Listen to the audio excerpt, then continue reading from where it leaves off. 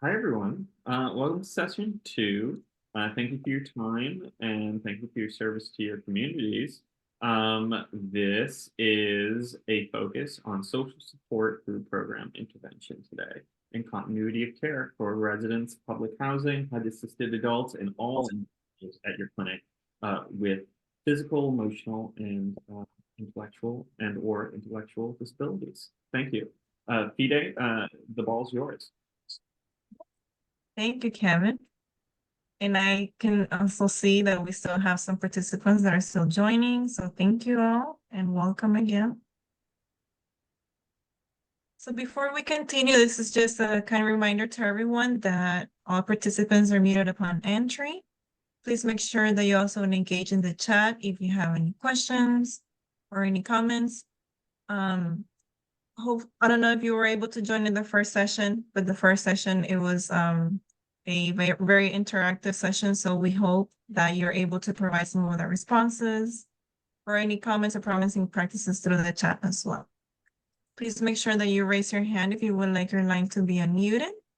This meeting is also being recorded and the slides and recording to the link will be sent via email after today's session.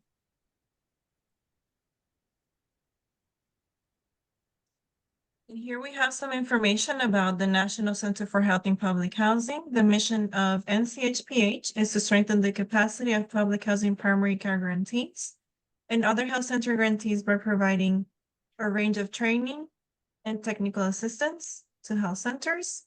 NCHPH is a project supported by the Health Resources and Services Administration and is also a national training and technical assistance partner and is 100% financed by this grant. The information presented today are those of the author. So here we have some brief introductions about today's speakers. My name is Fide Pineda Sandoval, and I am the TTA manager here at NCHPH, and I will be helping and facilitate today's session. We also have with us Dr. Kevin Lombardi, who is our manager of policy research and health promotion. And we also have Dr. Jose Leon, who is our Chief Medical Officer at NCHPH.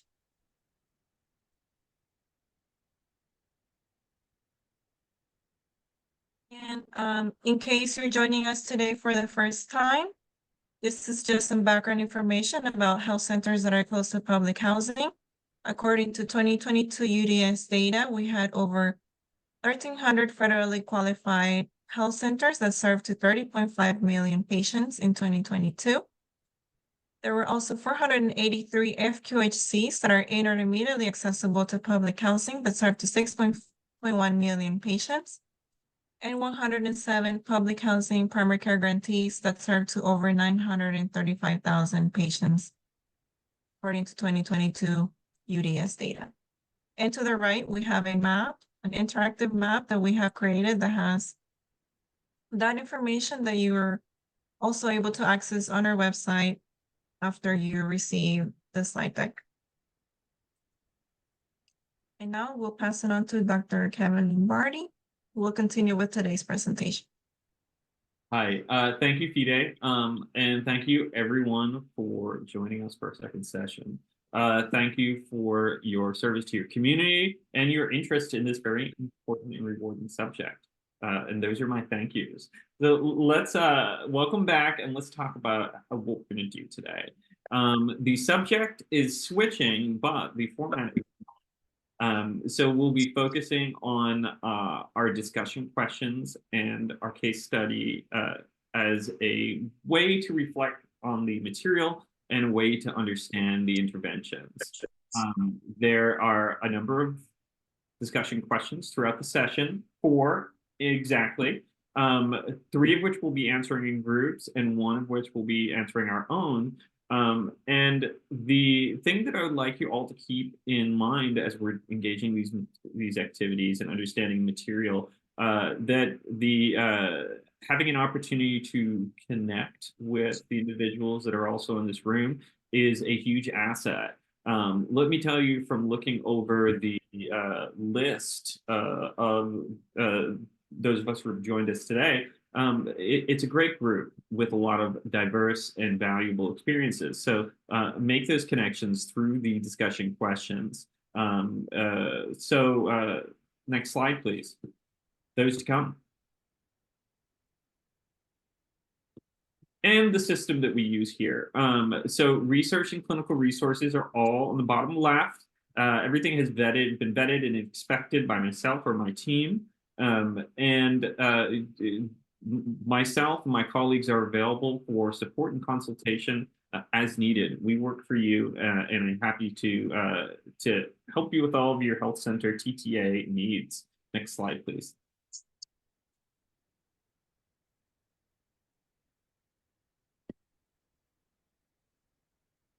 Our learning objectives for today. In our second session, we'll be focused. We will focus on leveraging STOH program support and continuity of care to support patients with physical, intellectual, and emotional disabilities. Next slide, please.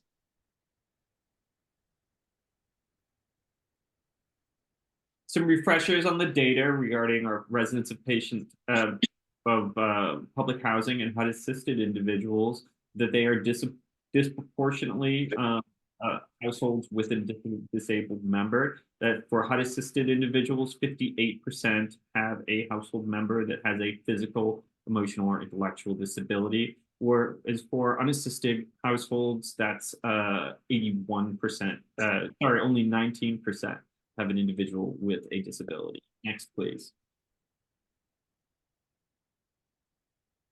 So we'll be going over a second part of Mr. Jones's clinical interaction, and that is with his CHW. But just some very quick reminders on what he looked like last time. So Mr. Jones came to the clinic. He had type 2 diabetes and hypertension.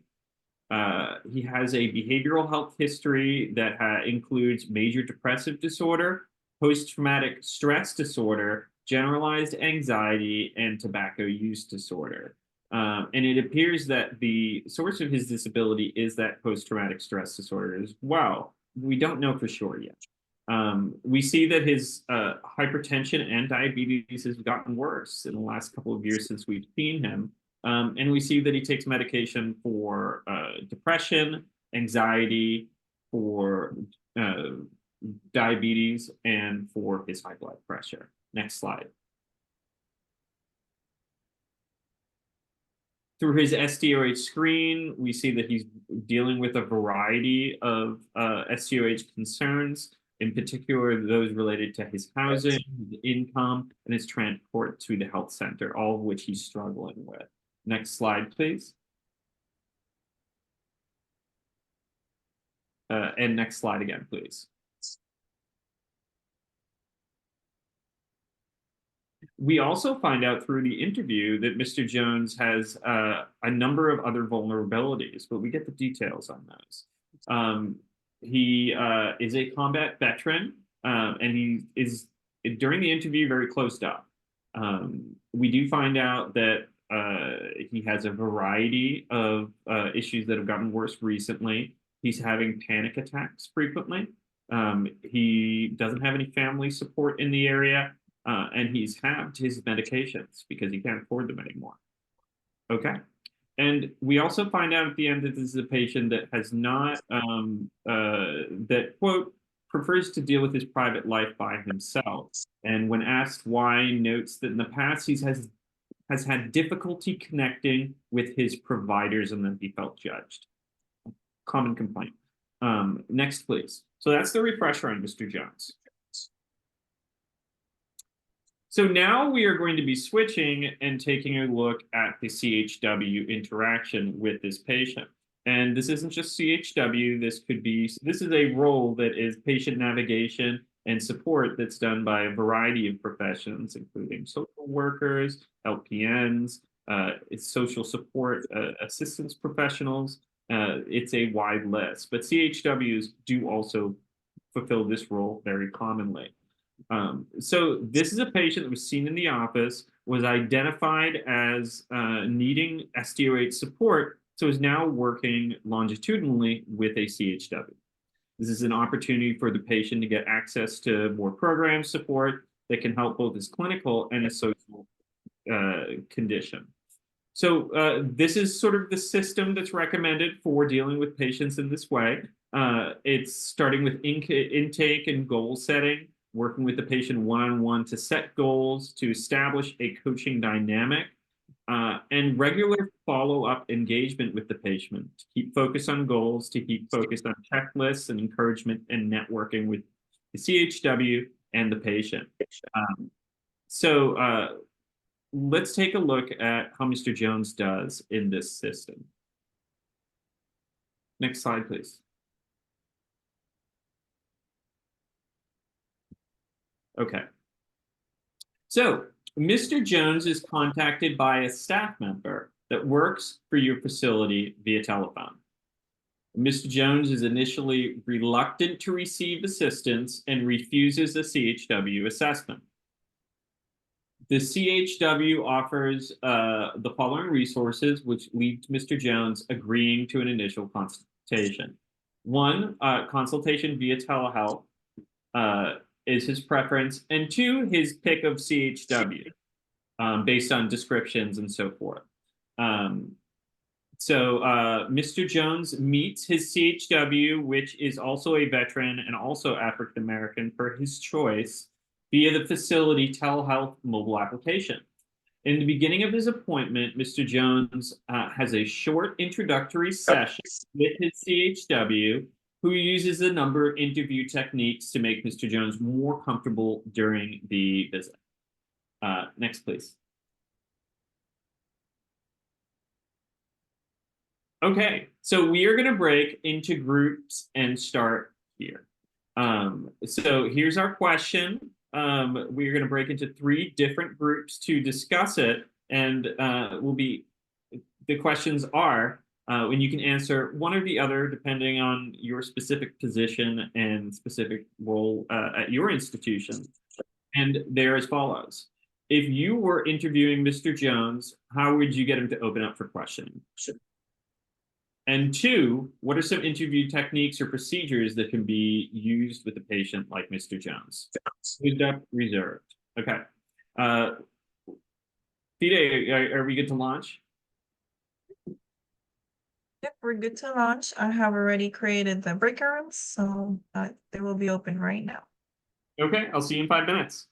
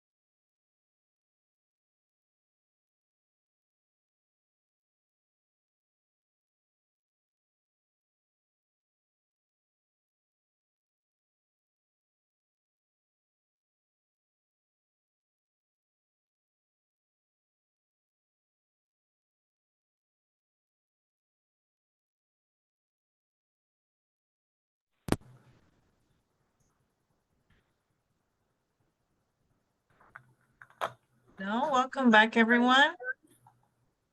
I believe we're all back now. Yeah. Do we have numbers for these groups, Fide? Yes. Yes, so room one, we had with Dr. Jose Leon. Room two was with you, Kevin, and I was in room three, so we can go in order. Okay, sounds good. Dr. Leon, what did you obtain? Couple of really good comments, Fide.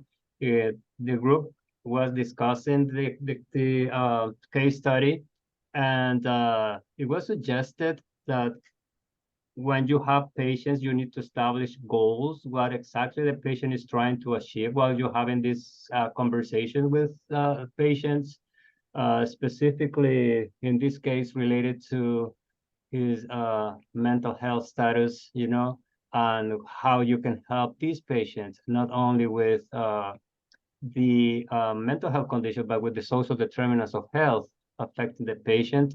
Uh, there was a mention of that sometimes patient may feel that there is like a lack of bond or connection with them. So you need to make sure that you need to share any something with them if the patient is not sharing anything with you. So there is the establishment of a really good connection and conversation with the patient. It was mentioned also motivational interviewing, as one of the techniques. And there was a comment on acknowledging that that you need to understand that the patient is there, and that there must be some ways that you can break the ice with the patient and making sure that you establish a connection and start a conversation. Mm, mm. It's interesting that uh, can I steal the floor from you, Jose? I'm group two. Sure, go ahead. Just to transition, because I think you bring some really interesting points up that reflects the diversity of this group really well. But what I think I can connect to one of the main things that our group was mentioning that's quite similar is sort of you spoke about lack of bonding connection and rapport and the difficulty of creating that, balancing that, and maintaining it. And when I see a patient like this, Jose, like this is someone who is in dire need of support. And sometimes considering that a good interview technique be the difference between that patient of taking support and not taking support, it's a very serious intervention is your conversation with the patient. And Vicky, if you don't mind mentioning that you had something to say about the coaching dynamic with a patient like this. Do you mind if I put you on the spot? Yeah, no, that's fine. So I was saying I use a lot of motivational interviewing and also letting Mr. Jones set the priority. It's his life and he needs to feel in control of it. And he may be able to see that, let's say our priority might be his mental health, but his priority might be getting employed. And if he's employed, that can improve his mental health. It improves his financial status. It means that he'll be able to afford medications and get transportation and, kind of a cascade effect. By focusing on his priority, we build that connection with him. Yeah. So I like the use of a cascade effect there. But I think that narrative really emphasizes a very key and important point for a patient like Mr. Jones. So of course, this is someone where a core goal is this is a guy who needs good and regular behavioral health, period. And the VA does fairly good with that compared to other systems. That's great.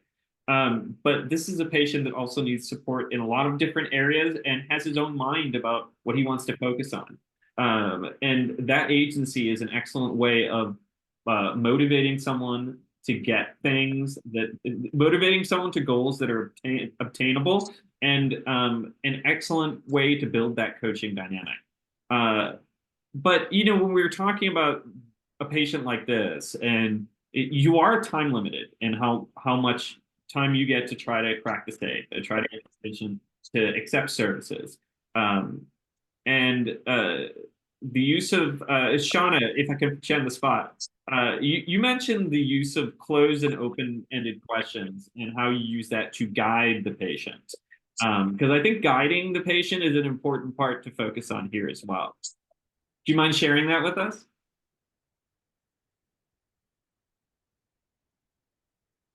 Hi, yes, Kevin, did you call on me? Yeah, you had a really good perspective on the use of sort of closed and open questions and how to keep people focused. That I thought the group would like to hear. Do you mind sharing?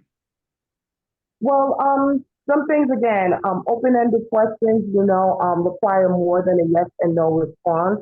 I didn't really want to say closed-ended because, again, sometimes you could say yes and then you may have an afterthought. Being a medical assistant, we do have to do a prior assessment, depending upon your specialty, with the patient. So sometimes we would have to ask, what medications they're taking, do they have any known drug allergies, things of that nature. So, pre-assessment or before the doctor comes in to see the patient, again, depending upon the specialty and, what they're doing in healthcare, can, make a difference. If you need social assistance, then that's a little bit different than medical care. It can go in conjunction with one another, but, working with a community health worker or even working with the hospital to see, if they have any opportunities such as training, how can they assist you in some sort of way to charitable care options, our medical system really does need to change. So, having open and closed ended questions are good for patient treatment. So thank you so much for sharing that. And I think it's a very valuable perspective and one that we certainly needed to hear. So, patients like Mr. Jones are complex, but they certainly tell us something about the weaknesses and vulnerabilities of our own systems.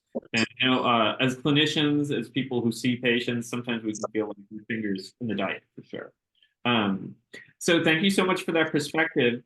Did Fide, can we transition to your group before we get to the next question? Yeah, of course. I think some of the feedback that we obtained, Colleagues, if possible. feedback that we obtained in my group, it was very similar as well.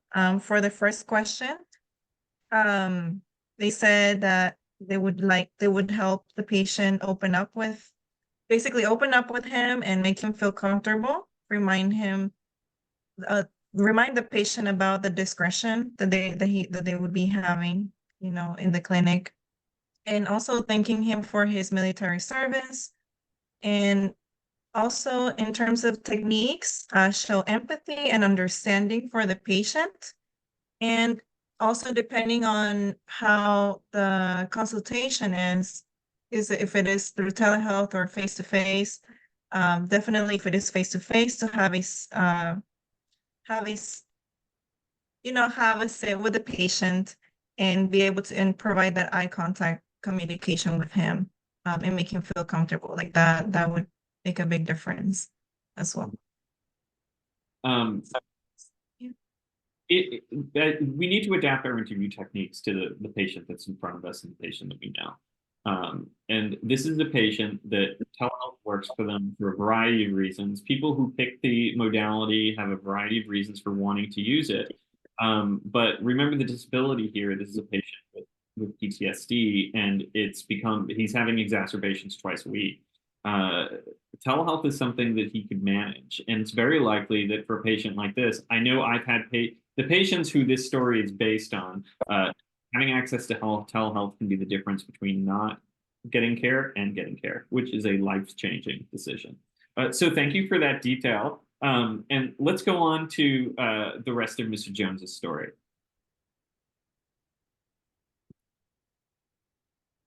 Okay, so let's take a second to talk about sort of the interview techniques that work for patients like this. This is a patient who is a military veteran who has his disability is that they have PTSD, depression, and anxiety. It's gotten a lot worse, and there is a variety of social and material factors that are exacerbating that. That is our system. So that is our situation. And just to go briefly through these techniques, for those of you who see patients often, these are just kind of your modus operandi. And after a while, you're no longer telling yourself, okay, I'm doing active listening, I'm doing adaptive questioning. You're just kind of talking to a patient because you have a framework. But sometimes it's good to revisit these and think about mechanistically how you were seeing your patients and talking to your patients. If you don't see patients, this is still stuff that is related to your work. It's part of the supply chain here. So it's very important stuff to understand. So let's look at our patient goals. One of the main goals for this patient is behavioral health intervention. Interview techniques can be the difference between initiation of care or not. And for this patient, this is potentially a intervention. So patient choice allows patients to feel empowered in picking their providers. He has chosen to pick a provider who is similar to him in a couple of main ways, a veteran and African American, and has felt a connection. So this is going to be a hard assignment for the CHW, but these are some of the techniques that they'd be using to make sure the patient is connecting to them, is buying into the coaching dynamic, and is more likely to accept the services. Because each time a patient is spoken to about a specific service, an intervention, even financial support, it is a separate question and it's a separate conversation that you're having. So it can get very complex. Next slide, please. Some more details on the verbal assessment techniques. For those of you who want more information on sort of the basics of motivational interviewing and how to perform them, there's a link to the bottom left that is a very good overview of that. Next, please. Okay, now let's get to our next question. So we have Mr. Jones. We've gone over his clinical history a couple of times. We know that he has severe PTSD. He has anxiety, depression, a variety of other medical issues too, like hypertension and type 2 diabetes. And his life's really fallen apart in many ways. He has lost his job. His income has run out. He doesn't have transportation. You have this patient, and we have a couple of questions that I want you guys to think about in your groups. One, what types of programs are available at your organization for patients like Mr. Jones, and how would they help? And for those of you who don't have that information, which types of program interventions would be most helpful to Mr. Jones? Answer one or both of those questions. We will put 5 minutes on the clock. And if you guys could assign a presenter to the group, or someone could be the presenter, please. Thank you.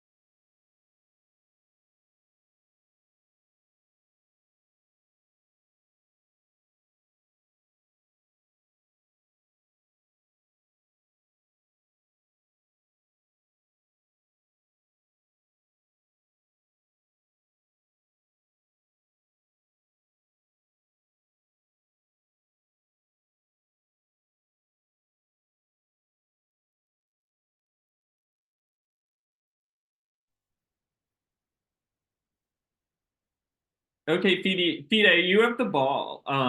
Great, thank you.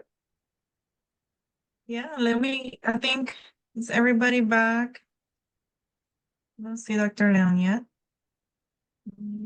Yeah, we'll just wait for everybody else.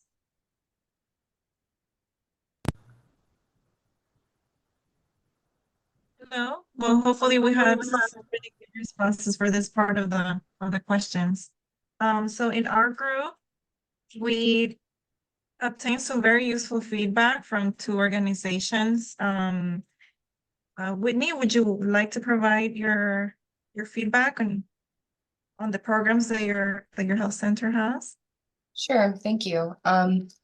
So I was explaining that here at Regenesis Healthcare in South Carolina, we have a full service transportation department.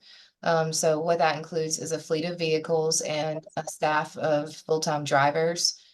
They are managed by our transportation and fleet manager, and they give rides to and from appointments on a daily basis. Our operating hours, because we are primary care, are Monday through Friday, 8 to 5. But we also give rides to our patients for specialist referral appointments as well, especially since we are the ones that are making those referrals. We take them to the pharmacy after their appointments are complete to pick up medications, and we have 3 on-site pharmacies in 3 of our facilities, and then 1 standalone retail pharmacy, kind of on its own. So it just depends on what the patient needs. We do, of course, still allow them to go to a different pharmacy if that's what they prefer, outside of Regenesis Healthcare, and we still give the rides to there too. But all of it is free of charge. In South Carolina, the Medicaid transportation services, I think, are $20 or $25. So that population can sometimes struggle to be able to utilize those services because they don't have that to pay for the ride, and then have to also make a co-payment at the doctor's office. Like say if it's a parent who maybe is not on Medicaid, but the children are, and it's the children's appointment, they still have to pay for that ride. And then, because it's not their appointment, but they have to go with their kids. So it's kind of a trap, basically, if you don't offer it for free. But besides that, our certified community health workers are certified within the state of South Carolina, and they can also provide community resource information and assist with application so that patients can get help with food insecurity, housing insecurity, utilities insecurity, and then job search options if they need to make a sort of a career change.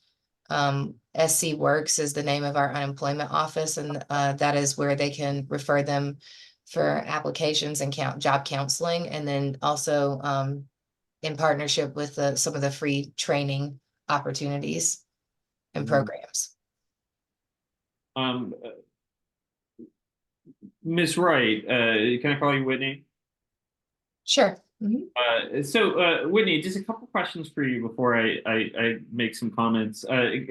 Describe what you said South Carolina. Is this a urban, suburban, rural area? Can you describe your community? I would say suburban and rural. So we have a 3-county footprint. Spartanburg County is suburban and urban. Union County is definitely, or I'm sorry, excuse me, suburban and rural. Union County is definitely rural, and Cherokee County is also rural. So, and then we also have patients who, let's say they live in the upper part of Cherokee County, like Blacksburg, for example, that is maybe 10 minutes outside of North Carolina. So if you driving, maybe another 20 minutes away from Blacksburg toward North Carolina, you're in Charlotte. So they, even though they may live up there, which is probably 45 minutes above Spartanburg, they may prefer to come to the doctor in Spartanburg, or to another provider, a nurse practitioner or a PA. So it just, we have to make sure that we consider our patient preferences too. We only have 1 provider in Union. We have 4 providers, well, 5 providers, including pediatrics in Gaffney, which is in Cherokee County. So it really just depends on where people want to go. Okay. So I hit the transportation issue in there, and I was hoping someone grabbed it, and you were that person. Um, and this is a suburban area in the case, but you're describing a community to me that it looks like at one point you made the decision that transportation needed to be a priority. And it seems to me like it would be very difficult for you to get a lot of your patients in if you didn't have such a large infrastructure. Am I characterizing that correctly? Definitely. We started out with like one vehicle, I guess, before I got here, and it wasn't even dependable. Um, and then they made the decision because there were so many random requests for transportation before that was even a department that they would establish a transportation department. We had patient service representatives from the front desk and also population health staff members that were just giving people rides before. Oh, yeah. Like sharing the one vehicle that the facility had. And because of the growing need, we added, I think we have like 3 Jeeps and like 4 or 5 vans, and we also have 3 mobile medical centers now. Well, I love this because it's very clear that this was built off of something that was very strong, which was a sense of community at your community. So I think this is great. But the reason I'm poking at you here, Whitney, is one, a great program. Sounds like you come from an incredible organization. But for those of us who come from places who are thinking of adding a transportation intervention, sometimes it's not as clear cut if it's going to be a good decision or not. And I was wondering if you had some thoughts on that for those of us who may be considering that. I would say the first thing I would look at is how many requests, per month are you receiving for transportation, or in surveying the population on why they're missing appointments, because that usually is the issue. How many of them are missing because of a lack of transportation and having to depend on somebody else who may not want to give them a ride every time, or they're like, oh, you got to give me gas money, and they don't have that either. Or if they, just don't have a dependable vehicle. I would also base that upon the number of Medicaid patients you serve, because there does seem to be a correlation, at least in South Carolina. It may not be the case in some places that are less rural.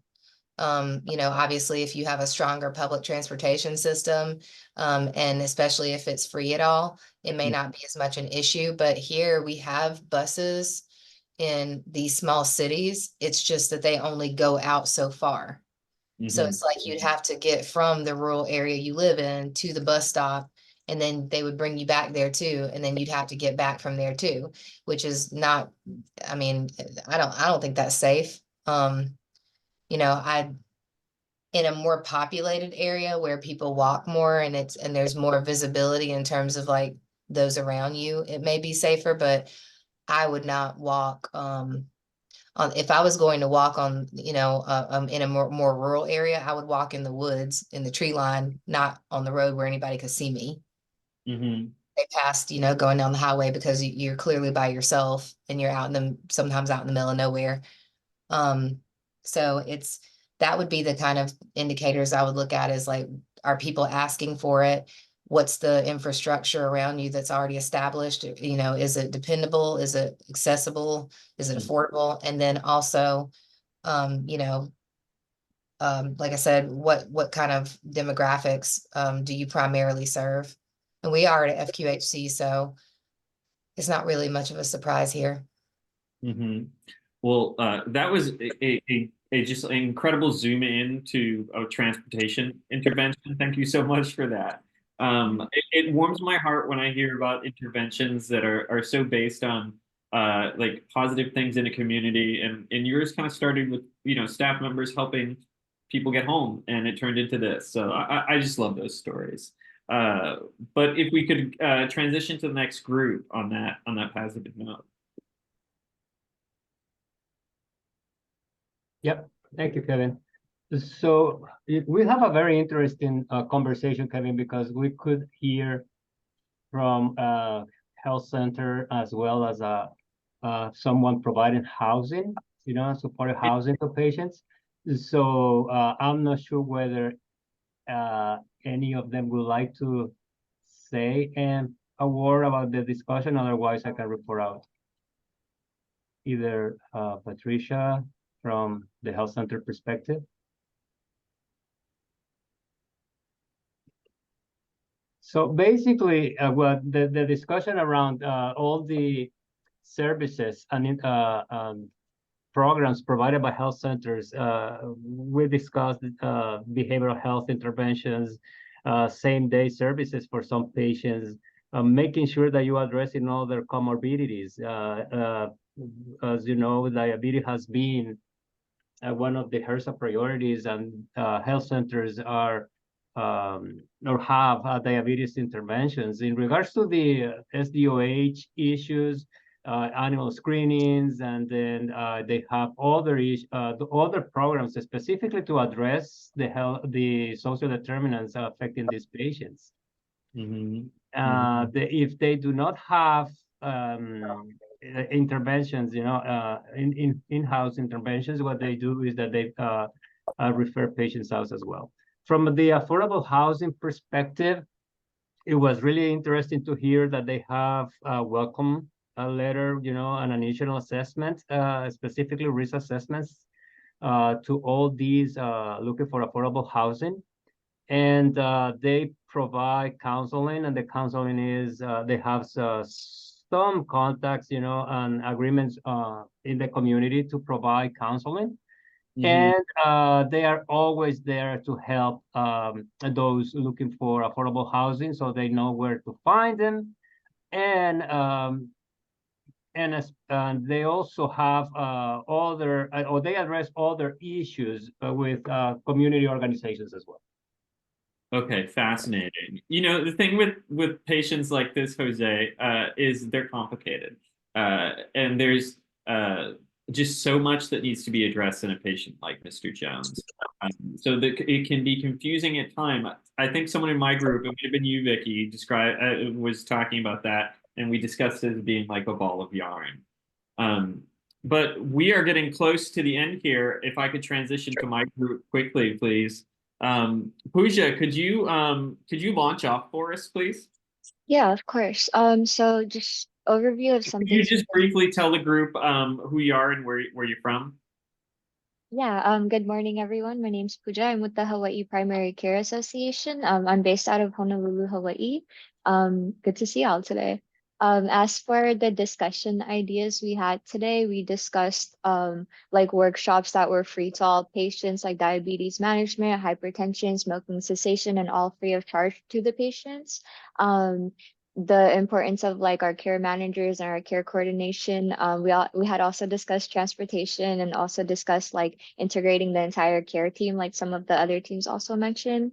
Other programs were blood pressure programs, and then we also discussed like making sure to celebrate like the victories that we have along the way. Please jump in from team 2 if I missed anything. I think that was a great summary. Thank you so much. But if Vicky was available to tell us some more about what they have available to folks up in Vermont, I think the group would benefit from that. Sure. So we're really lucky in Vermont. Our state Oh, sorry, department. Vicky, could you tell us who you are and where you come from first? That's Thank okay, you. sorry. So I'm Vicky. I'm a self-management program coordinator and tobacco treatment specialist with UVM Health in Vermont. And in Vermont, the Department of Health has a grant with all the major health centers. And we have the opportunity to offer free workshops on things like chronic disease management, chronic pain management, living with hypertension, managing disease, preventing diabetes, and quitting tobacco. There we go. That's the 6. And so they're free for all Vermonters. So anyone across the state, no insurance, I don't even have to ask insurance questions. It's fantastic. And we also have community health teams, which have case managers and resource coordinators who help people with filling out work forms and finding transportation, because Vermont is very rural. We have public transportation, but it stops running at 5. and it doesn't run everywhere. So we're very lucky to have programs that are supported by the state. You can check our programs out at myhealthyvt.org if you're curious. Thank you so much for sharing that. I've always been pro Vermont. I think it's hard to find someone who's anti Vermont. It's just so nice. But this is just such a well constructed program. So it's great to know that there's something on the state level that's doing that and allowing CHWs to really and social support professionals to really provide that care. Thank you so much for that. And you know, the trend for me when I'm hearing all of what you guys are saying and how you're describing your community and how you would approach very diverse sets of problems is that individual community knowledge, how you are leveraging individual community knowledge to affect your patients and your communities is very detailed, and there's a lot to learn for that. So I appreciate so much the perspectives of how you guys have focused to make your communities and your patients better, healthier, and thank you so much for that. We are at time. So I'm going to pass it to Fide before I give my final goodbye. Fide? Yeah, definitely. And then, yeah, sorry. Right. Well, thank you so much. Thank you so much, everyone, for joining us today. I do want to remind everyone to please complete our post-evaluation survey, which will be provided to you at the end of the session. And then also a reminder that we have our third session next Monday at the same time, and we will be discussing data-driven interventions. Also, these are just like a few announcements that I have. So when we complete all of the 4 sessions of the Learning Collaborative, we're going to be doing a 90-day post-evaluation survey. So we'll greatly appreciate that if you can just, be on the lookout for the email that you will be receiving 90 days after the final session. And just let us know how you have been able to implement a lot of the information that you have been obtaining from this LC, if you've been able to use that at your organizations and so on. And then also, in the survey, I'm going to be including a new question about whether you will be interested in obtaining a certificate of completion for all of the sessions, and we'll be glad to provide that to you as well. And that is it for now. I don't know. Thank you, everyone, for joining us today. Thank you all for your service to your community and time. Looking forward to seeing you next week. And thank you, Fide, for setting us up for success today. Yes, thank you. No, thank you all for joining. This couldn't be possible without everybody. Thanks.